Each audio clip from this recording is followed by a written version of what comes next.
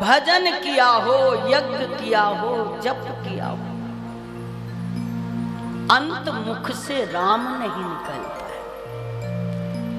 और भीष्म पितामह का ये सौभाग्य,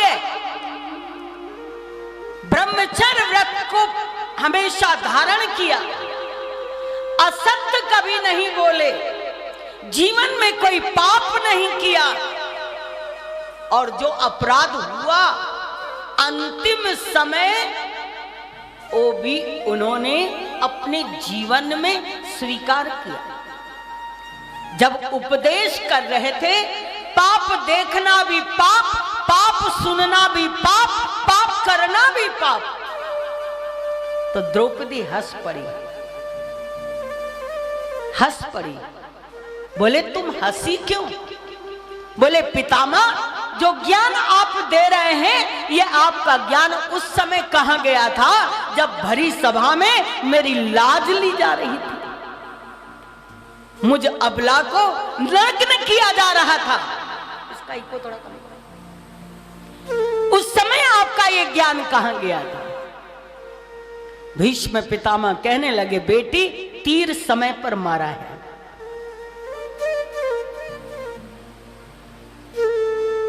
तब भी मुझे ज्ञान था, फिर ज्ञान था, फिर अधर्म को आपने कैसे सहा और अधर्म को आपने कैसे देखा? क्योंकि अधर्म, धर्म के सामने अधर्म ठहर नहीं सकता। आप जैसे धर्मवान लोग वहां पर विराजमान थे, द्रोणाचार्य, कृपाचार्य, आप जैसे भीष्म पितामह, और उस सभा में इतना अन्याय। कहने लगे, मेरी बुद्धि एक क्षण के लिए स्विच मेरा ऑफ हो गया था। क्यों? क्योंकि मैंने दुर्बुद्धि दुर्योधन का नमक खाया था। इसलिए अन्न वर्जित है, सबका अन्न मत खाइए। हमारी माता जी, मातेश्वरी माता कृष्णमयी जी, हमको ये शिक्षा दे करके गई। मैं उनके साथ में रानी खेत में थी, बहुत छोटी थी उस समय। तो माता जी हमारी घर घर चले, आज इसके यहाँ खाना, अभी उसके यहाँ खाना, अभी उसके यहाँ खाना, होता ही है संतों का तो खाना सब जगह।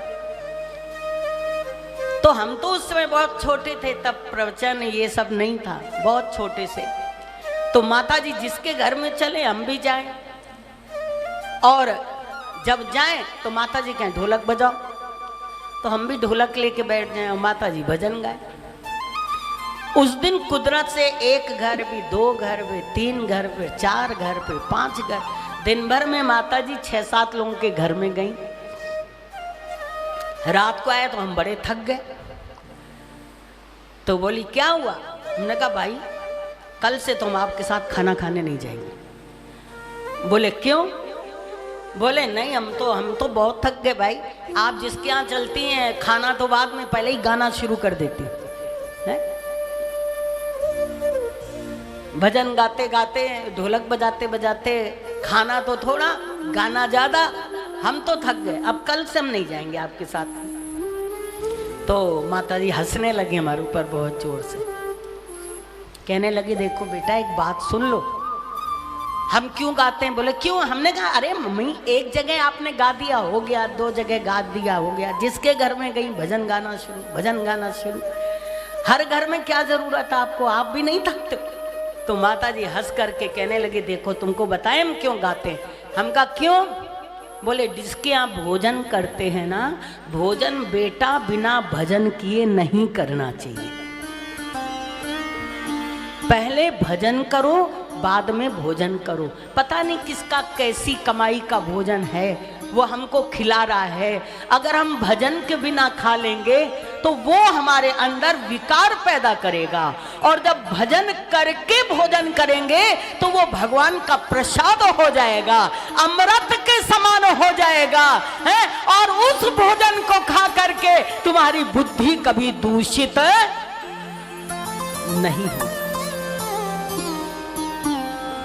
हमने कहा फिर तो अच्छी बात। तब से हम भी कहीं जाते हैं तो पहले राम राम कर लेते हैं, भैया जो कुछ हो वो राम जाने, हम ना जाने। बोले अधर्म दुर्बुद्धि दुर्योधन का अन्न खाया, एक क्षण के लिए मेरी बुद्धि भी भ्रष्ट हो गई, और होती है हम सबकी भी। एक दिन आश्रम का भंडारा खा के जाओ, दूसरे दिन रेस्टोरेंट का खाना खा के आओ, दोनों में अंतर देखो कि क्या है।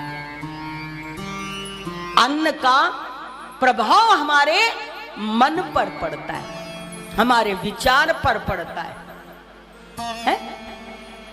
एक संत जी किसी के घर भोजन करने गए,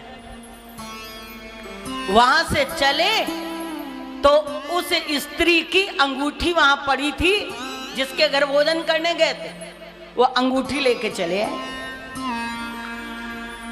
उस व्यक्ति ने सोचा हमने संत जी को बुलाया था भोजन के लिए और हमारी तो अंगूठी गायब हो गई। संत आए, अपने आश्रम में स्नान किया, गौ सेवा किया, ठाकुर जी को भोग लगाया, उनकी बुद्धि जागी, ये क्या हुआ।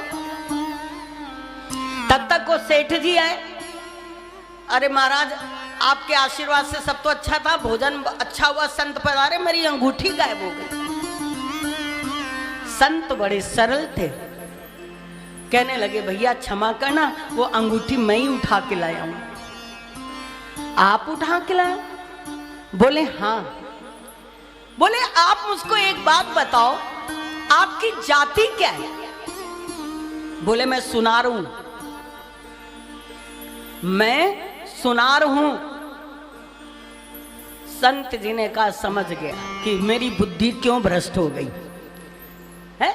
मैंने तुम्हारा भोजन खाया, और सुनार के लिए कहा जाता है कि अपने मां की नाक की नथुनी से भी सोना जरूर निकाल लेता है। ये उसकी जाति का प्रभाव था। मेरे ऊपर उसका प्रभाव पड़ गया कि मैं आपकी चोरी करके चला आया। जब यहां आया, ठाकुर जी की सेवा की, स्नान किया, तो बुद्धि हमारी शुद्ध। भीष्म पितामह कहते हैं अधर्म जानता हुआ भी मैं कुछ कह ना सका, कुछ बोल ना सका, लेकिन द्रौपदी अब मैं तुमसे क्षमा मांग रहा हूं।